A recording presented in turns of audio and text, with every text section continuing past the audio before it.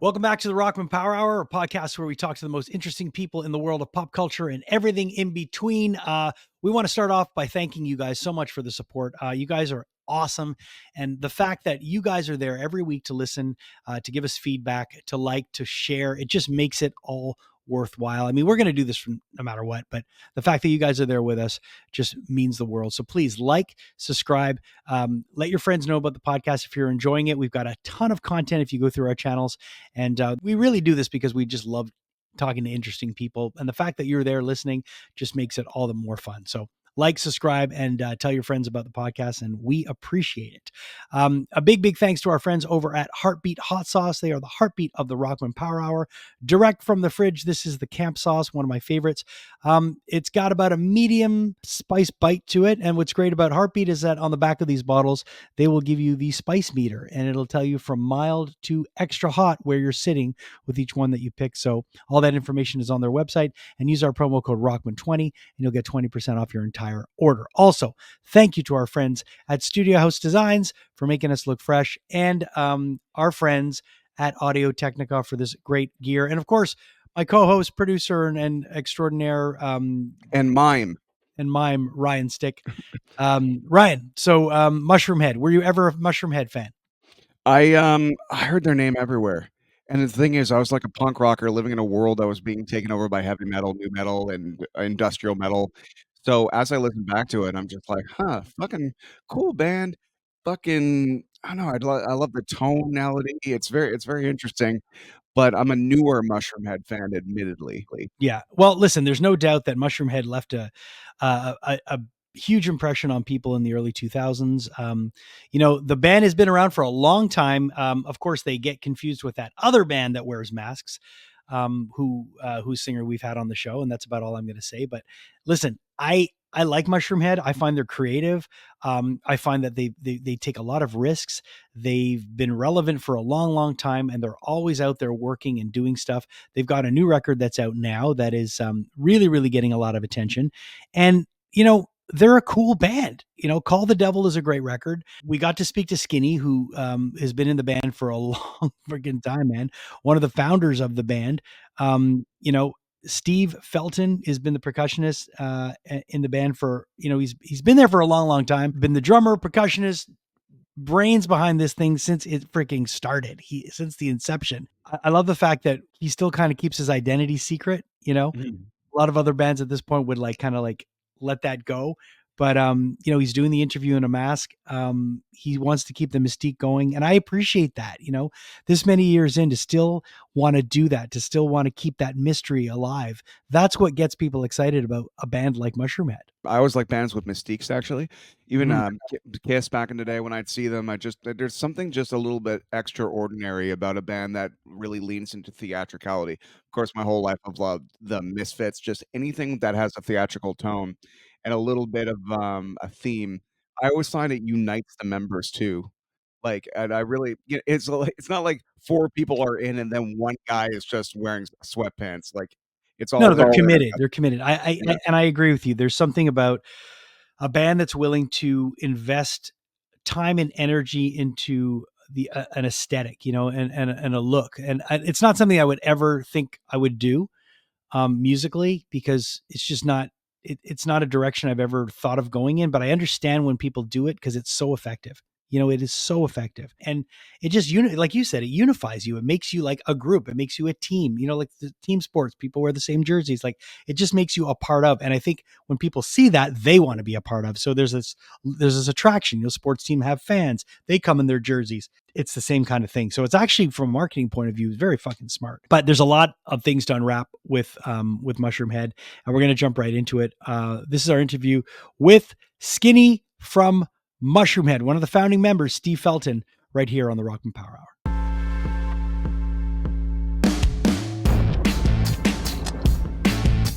On the Rockman Power Hour this week, someone who's, let's just say this gentleman's band has been in my world for a long time.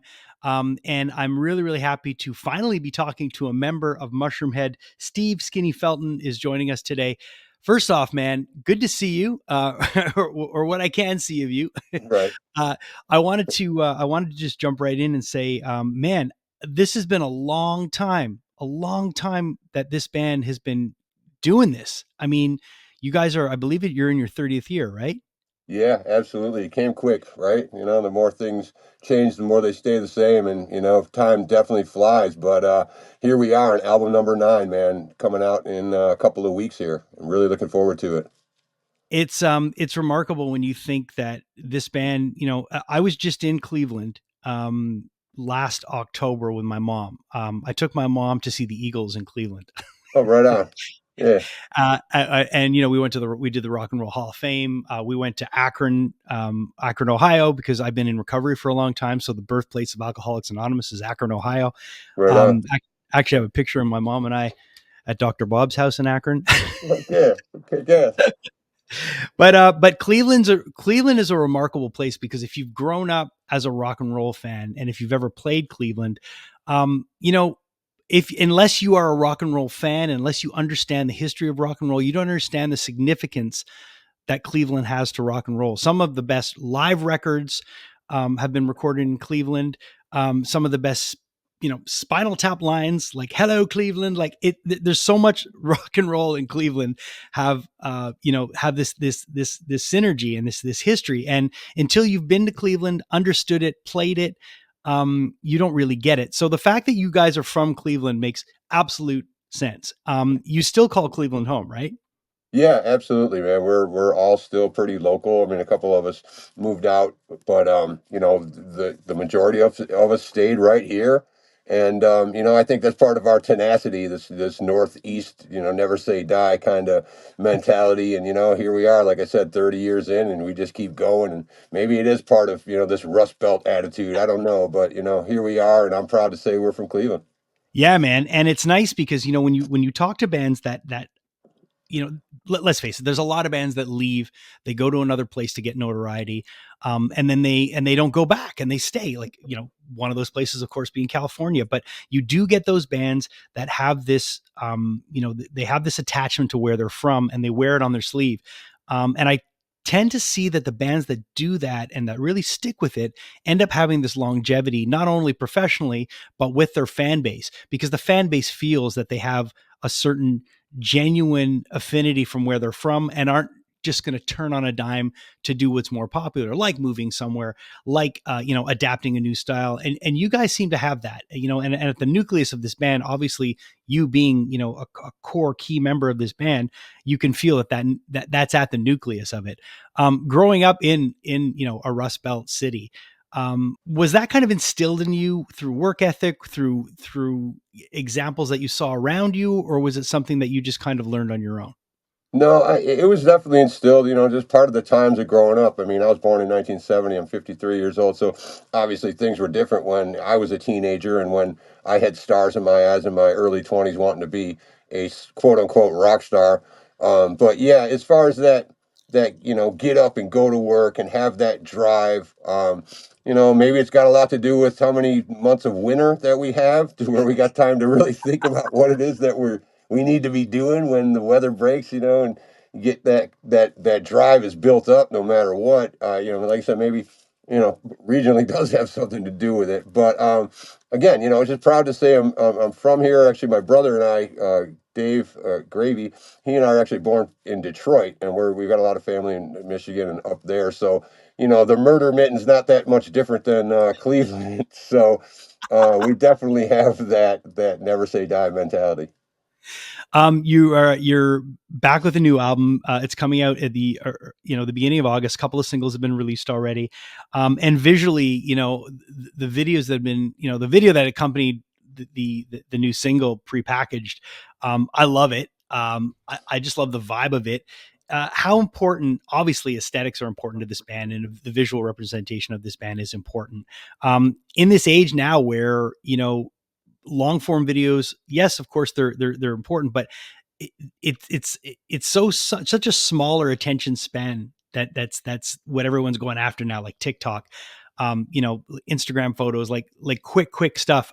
How quick are you guys to adapt to that? And is it something that you look at like, wow, this is just another way for us to put forth what we do visually? We definitely do appreciate it and we understand it. probably more so than people realize, because our attention span is just like the majority of the people. In 30 seconds, if you don't have our attention, man, we're gone.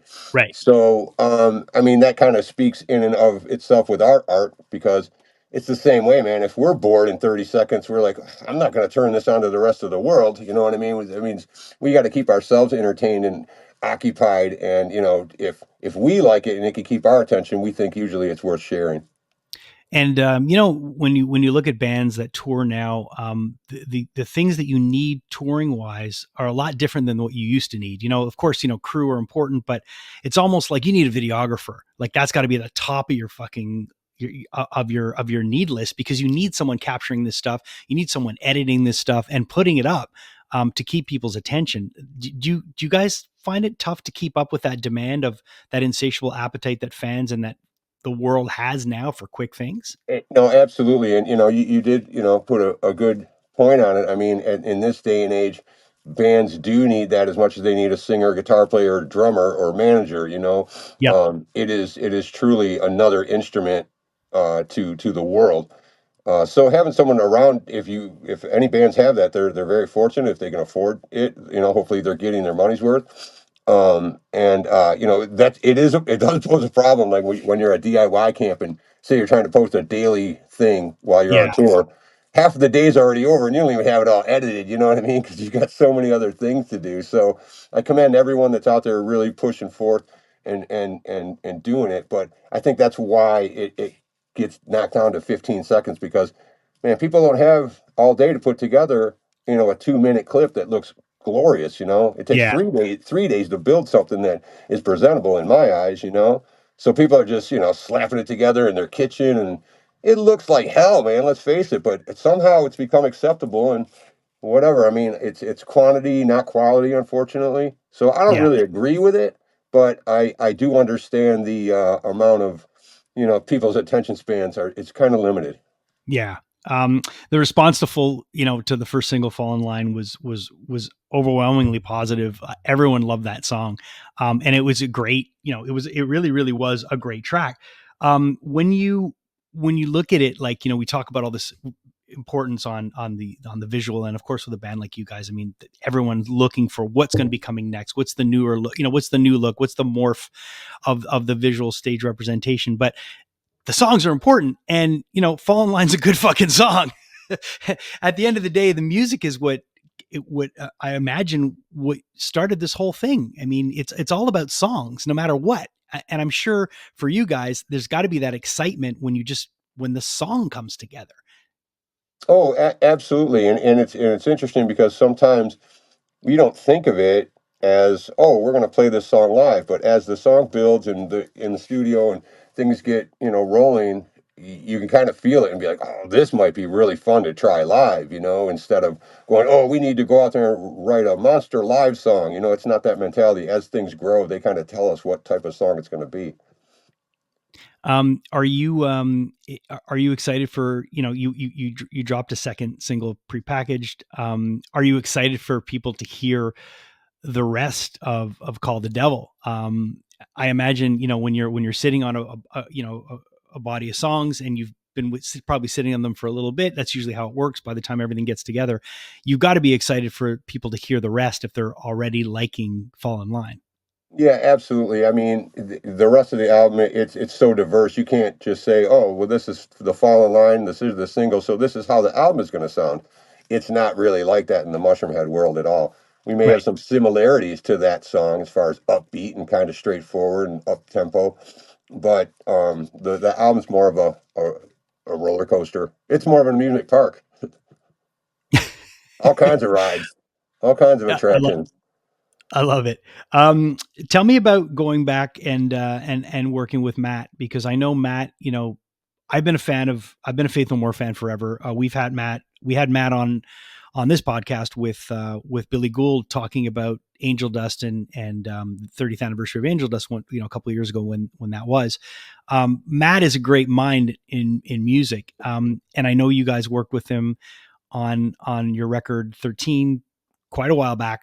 to have him come back and to mix some of this stuff, was that fun? Did you actually get to spend time with him, or was it were you just sending him mixes or sending him? Absolutely. Yeah, the first time we got together was 2003 when we mixed 13, and I actually spent like 6 weeks with Matt out in LA, and Yeah, we got to know each other really well. And then throughout 20 years we've kept in touch. And when A Wonderful Life was ready, we needed someone to mix it, and I reached out and the schedule worked. yeah, But just because of the way things were, that one was all done through email and mixes and just checking back and forth. This time around, we were fortunate, and again, man, his schedule was open, and I actually went out there to his studio in LA and did some of the final tweaking with him. I hadn't seen him in, man, 17 years or something, so it was really nice, and we spent like 3 days uh, tweaking some final stuff, but always a blessing, man. He's got, this is the third album we've done with him for mixing, and it's great to be able to hand it to someone that understands the vibe, understands the culture, and how, just the longevity and where it's evolved. But the best thing about Matt is he's, that fresh set of ears, and he has his own yeah. approach to things.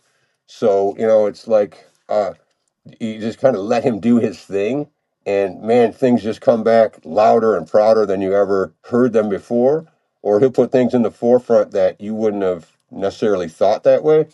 And again, it's a fresh set of ears, and he's just got a great mind and is super creative. And just, and when, if you've met him and talked to him, then man, he's a lot of I energy and super positive. He's a great guy, and what a blessing to have him on board for this one. Oh yeah, and when he was working with Apple Music doing some of those surround mixes for Yeah, some he's more stuff. the Atmos mixes, man. He's doing a lot of that stuff. It's Yeah, amazing, it amazing. sounds incredible, and that's what I love about him is that he reminds me of a time when making records mattered, and how they sounded mattered, and people did crazy fucking shit to get cool sounds. Nowadays, it feels like someone will just go onto a computer and find a plug-in, but I love guys that understood mic placement in a studio and that would understand, anyone that, in my mind, anyone that worked on 2-inch tape, you've got to respect. Yeah, right on. That's where I, cut my teeth, even smaller tape than that, 1 inch, half inch, Yeah, 16, all that kind of stuff. But I currently have, I think it's 82 2-inch reels in my home, just because it's all the old early Mushroomhead, all my early recording projects. yeah, So yeah, I don't even know what to do with those machines. My singer, Steve Rockhorse, he actually has an Atari 2-inch machine that is all freshly calibrated, and we dumped a bunch of the tape. Yeah, we had to bake the tape in the oven yeah, to make it work right. And sure. yeah, we dumped a bunch of it down to digital files. So I'm sitting on, like I said, 82-inch reels. Anyone needs some tape, let me know. Well, but think about it though, man, the dangerousness of tape. There was something about it that is just, I just finished reading Geddy Lee's book, and I moderated a panel that he did in Quebec City on his book My Effing Life, and he talks about it, a point when he was in the studio with Rush, and they had done a really really intense track, and they thought they had lost it when it was going through because the tape got chewed and then it kind of got spat out. And I remember those days where, you know, I guess kids now would just akin it to losing a file, but there's always a backup somewhere. But back then, if you fucked up the tape, it was a mess. I mean, it was done, you Oh know? yeah. Yeah, no, we had many issues, many instances, like even use tape and punching in the same spot, where Yeah. the tape starts to fall apart. You hear the qualities of things, like, and then you'd have to find another house that had 2-inch reels and have a tape copied. You'd have one song on a reel 3 times, and that was Yeah. it. You got 12 minutes, 13 minutes if you're lucky, and 24 tracks. You had to get it right. There was some musicianship back in the day, though. You Yeah. walk in the studio and nail a whole album in 2 days. Like now people can kind of take their. It's a blessing and a curse with the technology, but yeah, my hat's off to anyone that lived through tape. Yeah. Yeah, definitely. And when you say baking the tape, can you tell people exactly what that is? Because I know what it entails, but can you let our audience know what it entails to actually So bake a tape? So on a 2-inch tape or 1-inch tape, that stuff after it sits together, it starts to stick, or after it sits for so long, it starts to actually stick together. So at a very low temperature, you literally have to put it on a cookie tray, put it in your oven, and bake it for X amount of time, depending on how old the tape is. And um, I forget the exact formula of where we did it, but yeah, Steve Rockhurst baked like 50 tapes for me. And so you take them out of the oven, you put them back on the machine, and now they'll actually be flexible enough again to play. Uh, and that's what you used to have to do to take care of your reels. You had to set them upright in a certain way. You couldn't stack them certain ways, and literally had to take care of this stuff like, well, it was very delicate, believe it or not. And just like you said, just anyone that lived through that, you've got to give them a certain amount of respect. That's for sure. Sorry about that, but just this kind of stuff Yeah. laying around everywhere. And I mean, hang on, pull out the bag. Look at the size of it, right? Yeah. Look at the size of this stuff. You're lucky to get 3 songs on this. Yeah. 3 songs. So you guys walk around with your flash drives, your SSD drives, not taking up any space. Yeah. You have no Yeah, idea. I remember flying to New York City with reels of master tape to go to Howie Weinberg master disc for him to master it. And I remember like flying with the tapes, and it was just like a fucking crazy experience. You know, yeah, it's like when you're trying to book a gig, you know, and you're sending press kits out to people. Like, people don't understand touring before the internet was a whole other ballgame, man. You would have to actually go get cassette tapes made with 2 or 3 songs on them, have a press kit, and send out packages to bookers, and then just wait. Like, yeah. did you get the package yet? Did you get the package yet? And hope that, you know what I mean? I don't even know how some of that happened when you think about it. Yeah, a lot of tenacity and like a lot of luck too, right? You can't win if you don't play, man. So we definitely used up every fax machine we had our hands on, and everybody's you know, business computers and copy machines to make flyers, Yeah. all that kind of shit. It was definitely a different world back then. Tell me a bit about the cover of the record, called "The Devil," because it's a very interesting image. Um, you know, Looking down at a smartphone, with, of course, that classic logo, on the back of the phone. Tell me a bit about how that came together. So man, the name is escaping me. Is it Brett Armstrong? I believe, Okay. is the artist who was recommended by the label. Yep. We had another concept for the album cover originally, and we had the title, and then the labels suggested checking out this artist. I'm pretty sure it's Brett Armstrong. Um, Again, the names escape me right now, but either way, he came back with that, and we immediately liked it. It was a little tougher, a little darker, and Yeah. we thought it kind of matched, and it was interesting to see another artist play on the title without giving him any direction whatsoever. And without hearing the music, or did you let him? Correct. Was Okay? So he didn't even hear the music. He just came up with an image. Yeah, yeah, yeah. He knew the band and knew the history, Of course. so kind of knew what he was getting into. But he came back with that. So again, I really like that when you get to that point in a project to where it's open interpretation for anyone that's gonna help move forward. And he really hit it out of the park. I think it's really cool. Oh yeah, man. It's like literally a striking, and and what I love about it is the subtleties of it, and just the expression of, I would imagine, I guess you call it the demon or the devil, Sure. looking down, that look on, being transfixed, what's going on my phone, and then the back of it having that mushroom head logo. It looks, it's fucking sick. Yeah. Um, Again, simple, effective, and thought provoking. yeah, yeah, no, definitely works. Let me ask you, from obviously, you've been the creative force of this band for a long time, but you've had a very interesting vantage point live with this band too, because you've been behind. You've been able to see a lot of things, like where you are, not only behind a lot of the concepts and a lot of the putting all this shit together, but you're also physically, when you're playing, you're behind a lot of what's going on. That's got to be an interesting point to watch everything from. It is. I used to say all the time, like it's got to be kind of like the professional baseball world, and the front of house guy's the pitcher, and I'm Yeah. the catcher. Yeah. And Yeah. we're the only two who see the game that way ever. Yeah, You know, exactly. And from two different very points of view. So, if you're playing an insane festival, like some of the shit that you're going to play, in Europe, some of the places, and it, when you're off to do these things and you're behind, you're on the drum throne, you're looking out and you see 50,000 people losing their shit. There's got to be a small part of you that goes, holy fuck, man, we're just this band from fucking Cleveland. And here we are in this other country playing in front of all these people. Um, does it ever are you able to take a minute and reflect between, obviously, when you have a second, you can breathe as You much as you know, can through your mask? I mean, I'm grateful for every moment that I get to do it, whether it's Yeah. in the studio or live or just creating video work or art in general. Yeah. But yeah, when you're on stage, man, and it kind of like it hits you for a second, and you're like, holy shit, like how did I get here? Like how did this, how did 30 years go by or 20 years, whatever.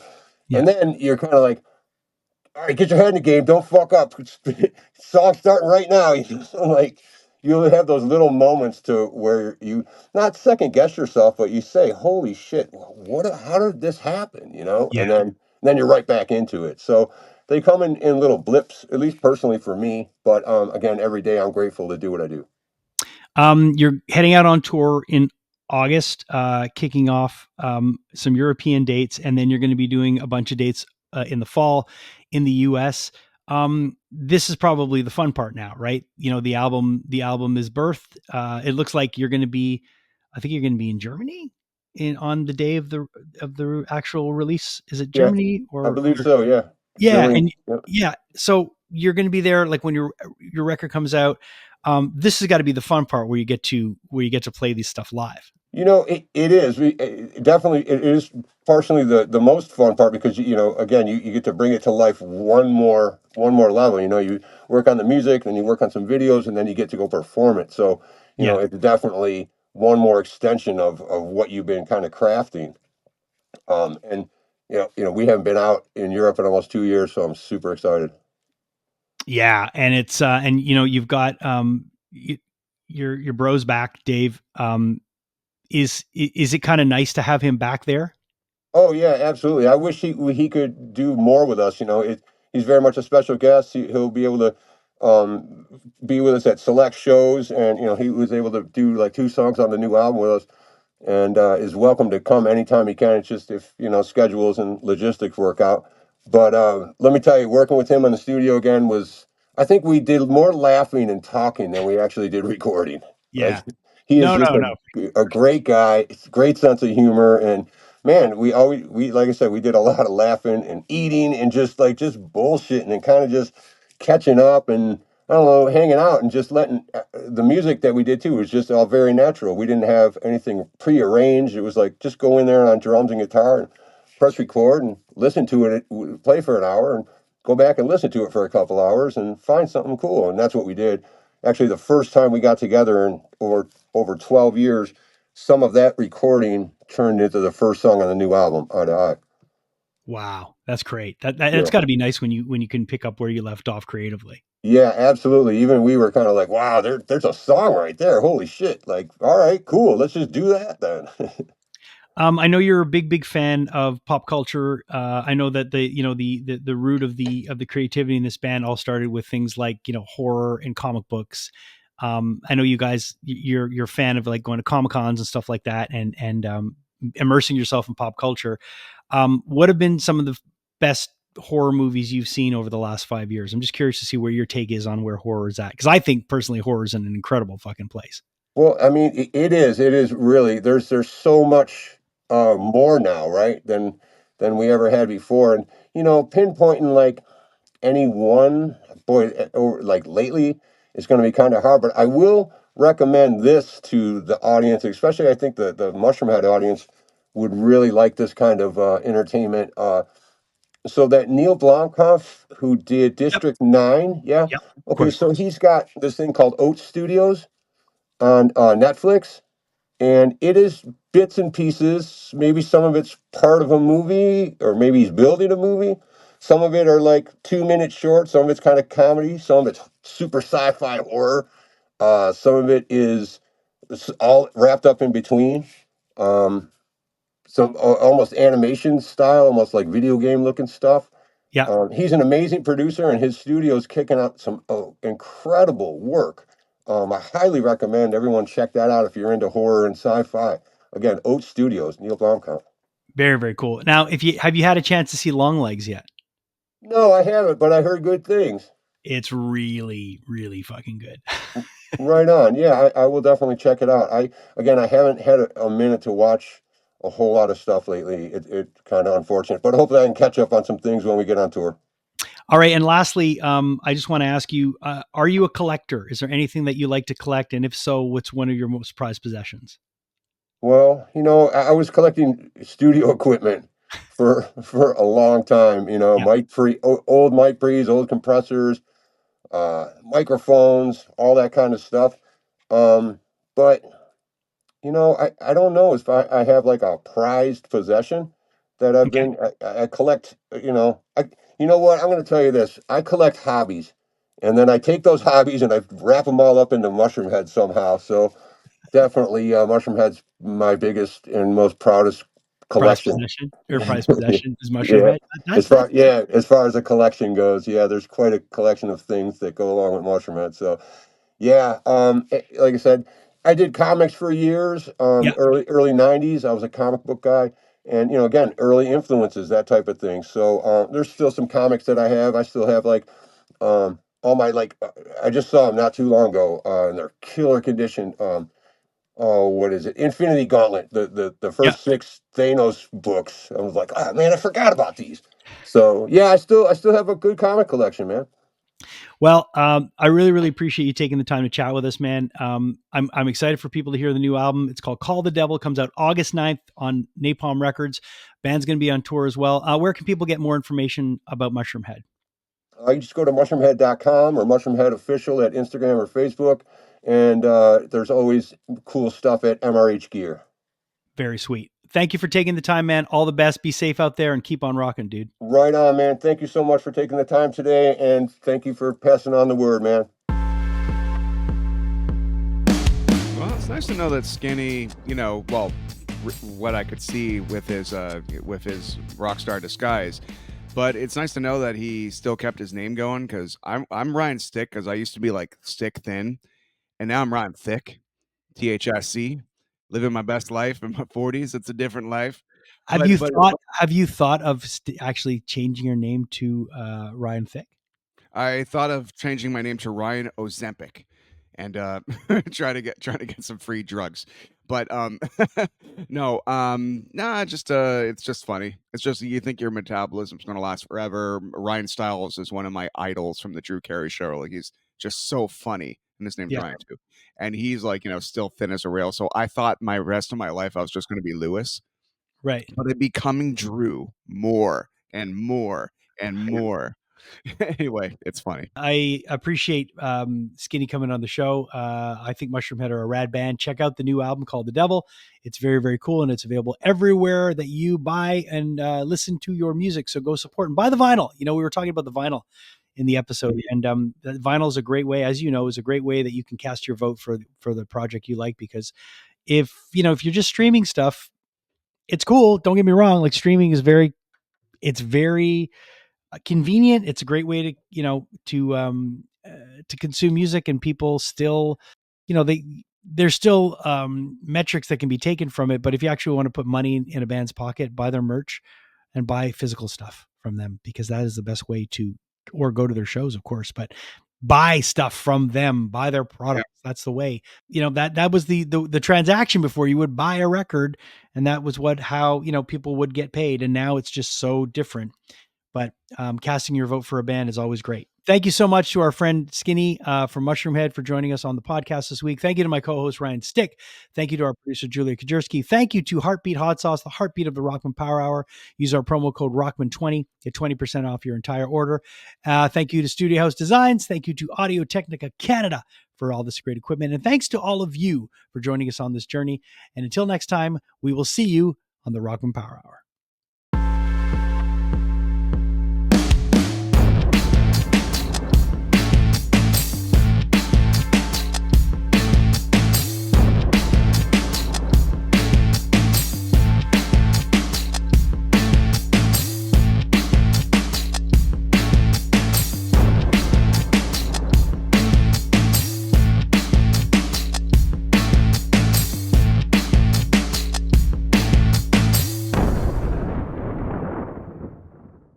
Hey, thanks so much for watching the podcast. We really appreciate your support. And if you're enjoying the podcast, click this link right over here to watch the next episode and click right over here and subscribe. And that way you won't miss anything.